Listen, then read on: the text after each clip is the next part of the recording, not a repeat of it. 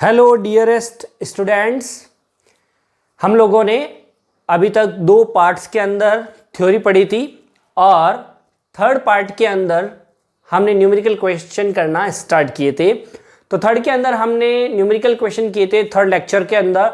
तो उसके अंदर हमने फर्स्ट लेक्चर से रिलेटेड क्वेश्चंस किए थे और उसमें आपको कुछ होमवर्क और टास्क दिया गया था। उन क्वेश्चन के आंसर्स जो है वो ये रहे। पहला क्वेश्चन था जिसके अंदर 5 पार्ट थे, ए बी सी डी और ई, और इन सब के आंसर्स आपके सामने रहे। मैच कर लीजिएगा आपके आंसर्स क्या आ रहे हैं।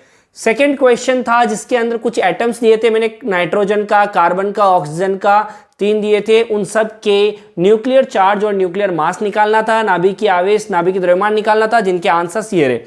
थर्ड वाले क्वेश्चन के अंदर था जो अल्फा पार्टिकल थे, अल्फा कण थे, उनका आवेश और उनके द्रव्यमान निकालने थे, जिनके आंसर्स ये आपके सामने रहे। फिर चौथा क्वेश्चन था फोर्थ वाला, उसके अंदर हमें जो चार्ज पॉसिबिलिटीज थी वो देखनी थी कि कौन कौन से चार्ज पॉसिबल है या नहीं है। तो बी और डी आर नॉट पॉसिबल थे। और फिफ्थ क्वेश्चन के अंदर 2 पार्ट पूछे गए थे। पहले नंबर ऑफ इलेक्ट्रॉन पूछा गया था, तो उसका आंसर ये रहा। दूसरे के अंदर द्रव्यमान का परिवर्तन, द्रव्यमान में सती या चेंज इन मास था, उसका आंसर ये रहा आपके पास में। फिर आपको बताते हैं, ये आपके आंसर्स हो गए होमवर्क। यदि समझ में नहीं आया तो कमेंट बॉक्स में जरूर लिखें ताकि हम इसको डिटेल में आपको समझाने की कोशिश कर सकें। सेकेंड लेक्चर के अंदर हमने कूलाम्ब बल और उनकी विशेषताएं उनके बारे में पढ़ा था, कूलाम्ब फोर्स के बारे में पढ़ा था। उनके ऊपर कुछ न्यूमेरिकल क्वेश्चन करने जा रहे हैं जो आपको इस पार्ट के अंदर दिख रहे हैं। अभी 3 क्वेश्चन दिख रहे हैं आपको। इन क्वेश्चन को हम बारी बारी से करेंगे। देखिए पहला क्वेश्चन क्या है। हाइड्रोजन परमाणु में इलेक्ट्रॉन तथा प्रोटॉन के बीच की दूरी 5.3 × 10⁻11 मीटर है। उनके मध्य विद्युत आकर्षण बल का परिकलन कीजिए। इस बल की गुरुत्वाकर्षण बल से तुलना कीजिए और सब वैल्यू आपको दे रखी है। इनका यूज करते हुए हम निकालते हैं। चलो देखते हैं पहला वाला क्वेश्चन हम कैसे करेंगे। तो अभी हमारे पास जो क्वेश्चन था वो था the distance between electron and proton in hydrogen atom is 5.3 × 10⁻11 meter. Determine the electric force of attraction between them. Compare this force with the gravitational force. तो हमारे पास सबकी वैल्यू गिवन है, तो मैंने यहाँ पर गिवन वैल्यूज लिख ली है। क्या क्या दिया हुआ है, डिस्टेंस दे रखा है r 5.3 × 10⁻11 मीटर, और g की वैल्यू कैपिटल G जो है ग्रेविटेशनल कांस्टेंट है, गुरुत्वाकर्षण नियतांक 6.67 × 10⁻11 न्यूटन × मीटर स्क्वायर पर kg स्क्वायर दे रखा है। Charge of electron Q1 1.6 × 10⁻19 coulomb दे रखा है। चार्ज ऑफ प्रोटॉन Q2 भी वो सेम है इलेक्ट्रॉन का, लेकिन नेगेटिव में रहता है। लेकिन यहाँ प्रॉब्लम की बात नहीं है, नेगेटिव नहीं लिखे क्योंकि यहाँ पे पहले ही बोल दिया विद्युत आकर्षण बल, क्योंकि एक पॉजिटिव और दूसरा नेगेटिव, तभी तो उनके बीच में अट्रैक्शन फोर्स लग रहा है, तो कोई प्रॉब्लम नहीं आएगी। मास ऑफ इलेक्ट्रॉन Me 9.1 × 10⁻31 kg दे रखा है।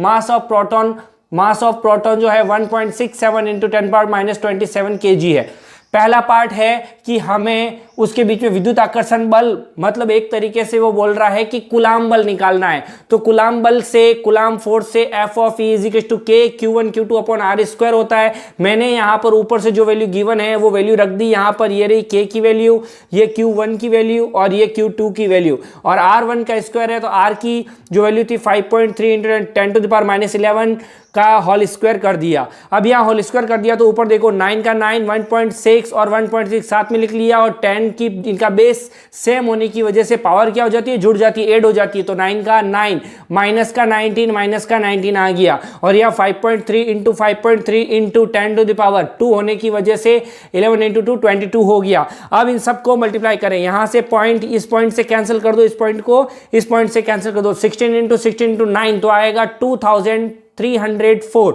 और यहाँ 53 × 53 करेंगे तो 2809 आएगा। और यहाँ देखें 10 की पावर के अंदर, तो यहाँ पे माइनस का 19 और प्लस का 9 करें तो माइनस का 29 होता है, और नीचे से माइनस का 22 ऊपर जाएगा तो प्लस का 22 हो जाएगा। इनको सॉल्व करेंगे तो 10 की पावर -7 न्यूटन आ रहा है। इन दोनों को डिवाइड करके देखेंगे तो आएगा 0.8202 आ रहा है। और जब हम इस पॉइंट को, क्योंकि स्टैंडर्ड वैल्यू में चेंज करते हैं, स्टैंडर्ड में लेके आना है, तो हम इस पॉइंट को राइट हैंड साइड में लेके जाएंगे, तो जैसे ही यहाँ लेके जाएंगे तो इधर से इधर आते ही क्या होता है, पावर एक कम होती है, पावर कम होती है तो -7 और एक और कम हो गया -8, ठीक है, तो -8 न्यूटन। तो आपके पास में Fe जो है विद्युत आकर्षण बल है या कूलाम फोर्स जो है वो वैल्यू मिल गई 8.202 इंटू 10⁻⁸ न्यूटन। सेकेंड पार्ट है इसका कि हमें गुरुत्वाकर्षण बल से तुलना करनी है, हमें compare this force with the gravitational force. तो ग्रेविटेशनल फोर्स किन किन के बीच में ले रहे हैं, इलेक्ट्रॉन और प्रोटॉन के बीच में। तो एफ फॉर्मूला क्या होगा, F of G is equal to G mass of electron mass of proton divided by distance का स्क्वायर आर स्क्वायर। तो देखिए इनकी वैल्यू हम लिख के कैसे करते हैं, जगह नहीं है इसलिए मैं ऊपर वाला रफ कर रहा हूं, क्वेश्चन आपने लिख लिया हो तो अभी हमने जब फॉर्मूला आ गया है तो फॉर्मूले के अंदर जब वैल्यू पुट करेंगे तो ये वैल्यू सारी मैंने पुट कर ली है। जी की वैल्यू रही यहाँ पर, यहाँ मास ऑफ इलेक्ट्रॉन और मास ऑफ प्रोटॉन की वैल्यूज आ गई और डिस्टेंस का स्क्वायर आ गया। अब मैं डायरेक्ट फटाफट करने की कैलकुलेशन करना की कोशिश कर रहा हूँ, तो मैंने सबको मल्टीप्लाई कर लिया पहले ही, इसको और इसको तीनों को कर लेंगे तो आंसर ये रहा, और 5.3 इंटू 5.3 करके ये रहा। फिर 10 की पावर बेस सेम होने की वजह से पावर ऐड हो जाएगी, तो माइनस का 11 माइनस का 31 माइनस का 27 और यहाँ 11 2 माइनस का 22, अगर ऊपर जाएगा तो प्लस का 22 हो जाएगा, इसलिए प्लस का 22। इसको सॉल्व करेंगे तो माइनस का 47 आ रहा है और इन दोनों को डिवाइड करेंगे 3.6 आ रहा है। तो इस तरीके से एफ ऑफ जी मतलब आपको ग्रेविटेशनल फोर्स जो है वो आपको मिल गया 3.6 इंटू 10⁻⁻47 न्यूटन। और हमको बोला था क्वेश्चन के अंदर कि इनको कंपेयर करना, तो कंपेयर कैसे करें, इक्वेशन फर्स्ट और सेकंड को क्या कर दो, डिवाइड करवा दो। एफ ऑफ ई की वैल्यू ये रही इक्वेशन फर्स्ट और एफ ऑफ जी की वैल्यू ये रही इक्वेशन सेकंड, दोनों को डिवाइड करवा दिया, आंसर्स दोनों को डिवाइड करवाएंगे, दोनों को डिवाइड करेंगे तो आएगा 2.27 इंटू 10⁻39। और जब हम f ऑफ e को इधर रखेंगे तो f ऑफ g उधर क्रॉस मल्टीप्लाई में उधर चला जाएगा। इसका मतलब आंसर क्या आया कि f ऑफ e जो है वो 2.27 इंटू 10⁻39 f ऑफ g मतलब ग्रेविटेशनल फोर्स का मल्टीप्लाई है। ठीक है, इस तरीके से आपका क्वेश्चन नंबर फर्स्ट हो गया। देखते हैं आप क्वेश्चन नंबर सेकंड करते हैं। ओके, तो अभी क्वेश्चन जो सेकंड है वो वापस समझ लो, two positive ions of same charge repel each other with a force of 3.7 into 10⁻⁹ Newton. The distance between the two charges is 5 angstrom. How many electrons are less in each ion compared to their normal state? चलो इस question को करते हैं। तो पहले आपके पास क्या करना है, गिवन लिख लेते हैं, बहुत इजी पड़ता है। तो आपके पास गिवन आर डिस्टेंस दे रखा 5 एंगस्ट्रम। एंगस्ट्रम कितना होता है 10⁻⁻10, तो मैंने एंगस्ट्रम की जगह 10⁻⁻10 लिख दिया, मीटर आ गया। एफ दे रखा 3.7 इंटू 10⁻⁹ न्यूटन। Q1 और Q2 दोनों सेम है, बार बार बोला समान आवेश है ना, सेम चार्जेस की बात की है। तो मैं क्या कर रहा हूँ, Q1 Q2 को Q लेट कर दिया है, मैंने मान लिया है। ठीक है, कूलम्ब्स लॉ से F बराबर क्या होता है K Q1 Q2 upon R square. तो F की वैल्यू यहां से 3.7 इन 10⁻⁹ लिख दिया है, K की वैल्यू यहां पे रख दी है, Q1 Q2 की जगह मैंने Q लिख दिया क्योंकि दोनों सेम है। अब इसके बीच जो बीच की डिस्टेंस है 5 इंटू 10⁻⁻10 उसका होल स्क्वायर कर दिया है। अब यहाँ पे देखो बाकी सेम का सेम है, Q इंटू Q क्या होगा, Q स्क्वायर हो गया 5 का 25 और 10⁻⁻10 का ट्वाइस करेंगे तो कितना होगा -20। अब देखिए मैंने Q स्क्वायर को यहीं रखा है, या एक तरफ समझ लो मैंने यहाँ रखा है, तो इसके साथ में मल्टीप्लाई कौन सा होगा, क्रॉस मल्टीप्लाई के ये ऊपर होगा। तो यहाँ 3.7 इन 10⁻⁹ इंटू ये वाला ऊपर चला जाएगा 25 इंटू 10⁻20 और ये जाएगा नीचे, तो 9 इंटू 10⁻9 आ गया। क्लियर है यहाँ तक। अब मैंने यहाँ पर 25 नीचे 9 लिख दिया, 3.7 लिख दिया और बेस एक जैसे होते मैंने हर क्वेश्चन में किया, ऐसे ही थोड़ा इजी पड़ता है। 10⁻⁻9 -20 और ये नीचे से ऊपर जाएगा क्या होगा, यस माइनस का होगा, तो -9 हो गया। इन सबको करेंगे तो माइनस का क्या हो गया 38। 25 ये पॉइंट नहीं है, मैंने ऐसे ही लगाया अभी।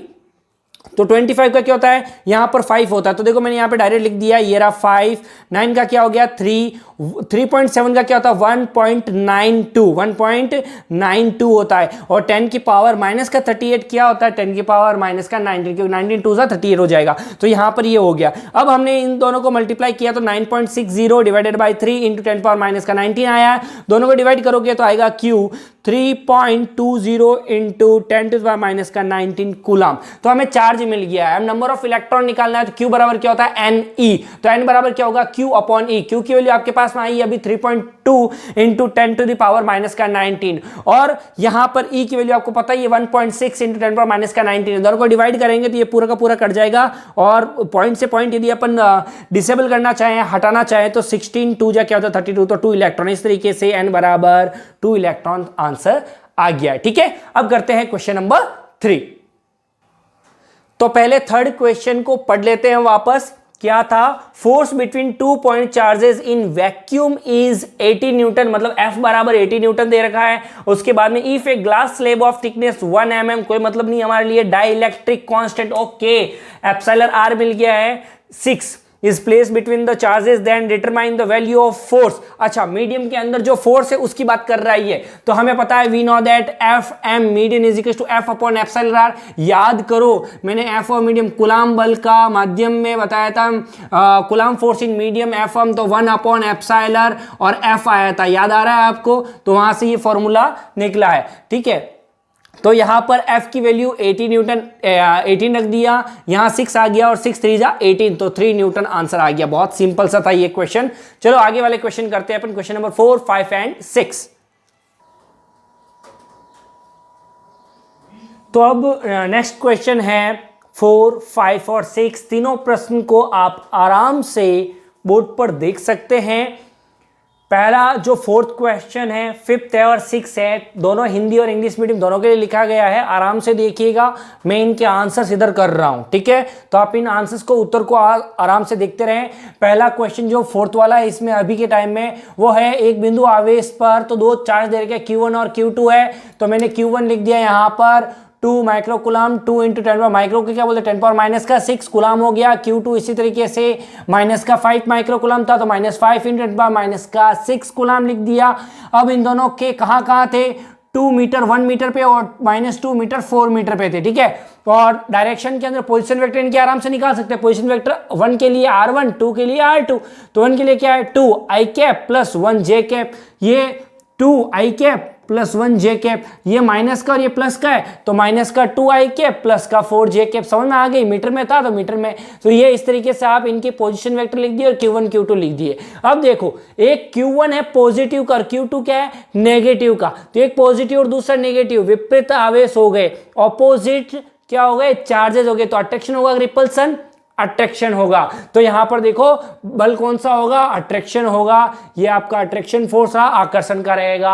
अब ये बल कहां लगेगा, Q1 की और लगेगा, ये ध्यान रहे। उसके बाद हमें निकालना क्या है, 2 पर 1 द्वारा, है ना, या Q2 ड्यू टू Q1, तो 2 पर 1 मैंने पिछले वाले वीडियो के अंदर बताया था, F21 मतलब 2 पर 1 की वजह से, 1 2 का मतलब होता है 1 2 का मतलब 1 पर 2 की वजह से, तो यहां 2 पर 1 की वजह से 2 1 है, K Q1 Q2 upon R square और R1 2 कैप। ये पता है आपको यूनिट वेक्टर होता है, यूनिट वेक्टर होता है, यूनिट वेक्टर को कैसे लिखते हैं, R वेक्टर अपॉन R, तो 1 2 और ये R हो गया इससे सदिश, तो R स्क्वायर और R ये मल्टीप्लाई हो जाए तो क्या हो जाएगा R क्यूब, R1 2 आ गया। अच्छा, इन दोनों को कैप क्यों लगाया है, इन दोनों को मैजिकल बॉक्स में क्यों ले लिया, इन बॉक्स में लेने का वजह है क्योंकि ये प्लस में और माइनस में, हम लोगों को तो वैसे चार्ज से मतलब है, ऑपोजिट चार्ज हो या कोई भी हो, तो यहाँ पर हमने यहाँ पर लिख दिया K की वैल्यू 9 इंटू 10 पावर 9, Q1 की वैल्यू लिख दी 2 इंटू 10 पावर माइनस 6, Q2 की वैल्यू 5 इंटू 10 पावर माइनस 6,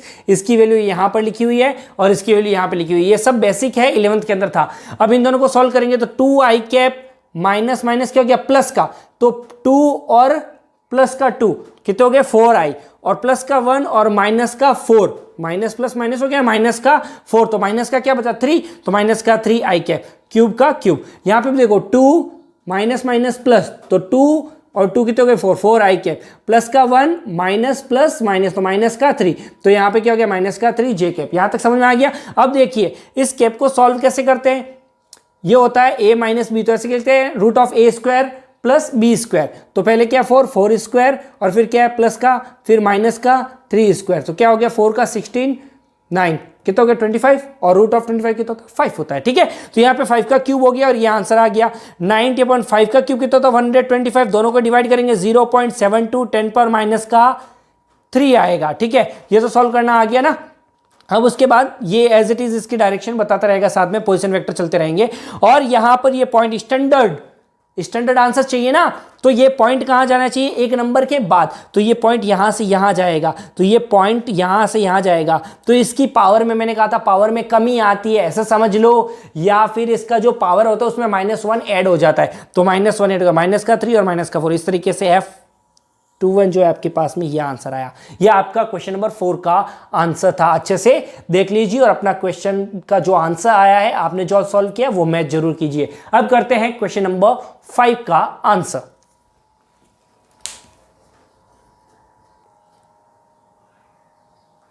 तो अभी हमारे पास में क्वेश्चन नंबर 5 है, उसके अंदर हमें कहा कि कोई एक ऐसी उभयनिष्ठ कॉमन जगह है जहां पर 2 पॉइंट चार्ज, ये यहां पर 2 पॉइंट चार्ज लटक रहे हैं और वो किसी थ्रेड से, धागे से बंधे हुए हैं जिसकी लेंथ हमने L ले ली है और यहाँ पे बता दिया कि ये कितने मास के हैं, दोनों 200 ग्राम के हैं, जिन्हें केजी में चेंज करेंगे तो 0.2 केजी आएगा और दोनों के बीच की डिस्टेंस को हमने D कहा, वो 4 सेंटीमीटर है, मतलब मीटर में चेंज कर लेंगे 4 × 10⁻² मीटर।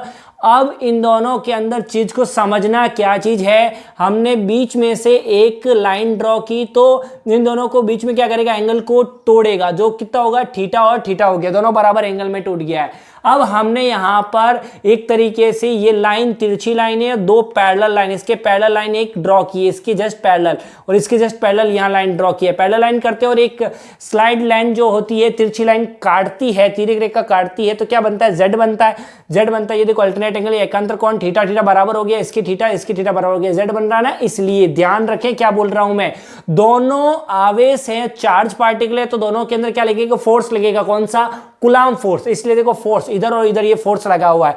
अब इनके नीचे की तरफ क्या लगेगा, W बराबर mg, फोर्स लगता है नीचे की तरफ, ग्रेविटेशन फोर्स G, जिसकी वैल्यू 9.8 या 10 मीटर पर सेकंड स्क्वायर, ग्रेविटेशनल एक्सेलरेशन नीचे की तरफ खींचेगा mg और ऊपर की तरफ एक टेंशन T फोर्स कार्य करेगा जो T दे रखा है। यहां तक समझ में आ गया, डायग्राम अच्छे समझ में आ गया।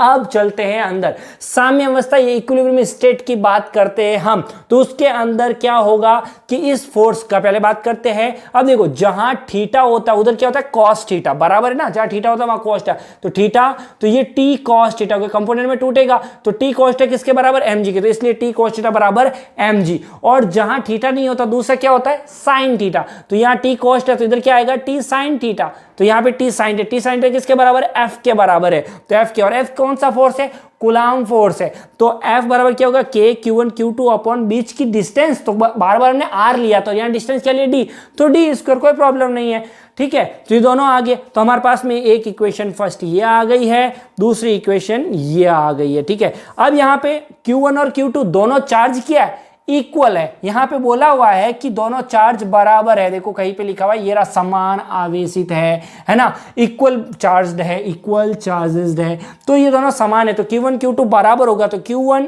× Q2, तो अब QQ, तो QQ क्या हो गया, Q स्क्वायर, तो ये Q स्क्वायर हो गया, ठीक है। ये दोनों इक्वेशन आ गई, और इक्वेशन 2 और 1 डिवाइड करें तो T sine theta upon T cos theta, ये साइन थीटा की वैल्यू रखी हुई यहाँ पे, यहाँ आपको T कॉस थीटा की वैल्यू रखी हुई, दोनों को डिवाइड करेंगे, T से T sine theta upon cos theta, sine upon cos क्या होता है, tan थीटा, तो tan थीटा आ गया, और KQ स्क्वायर D स्क्वायर नीचे आएगा तो mg D स्क्वायर, ये फॉर्मूला बन गया। अब हमें निकालना क्या एक्चुअल में, ये Q स्क्वायर, Q निकालना था, चार्ज निकालना था, Q स्क्वायर एक तरफ लूँ तो क्या होगा, mg D square tan theta, और नीचे आ गया K, इस तरीके से आपका ये Q स्क्वायर हो गया, और Q निकालेंगे क्या होगा, इधर रूट आ जाएगा बस।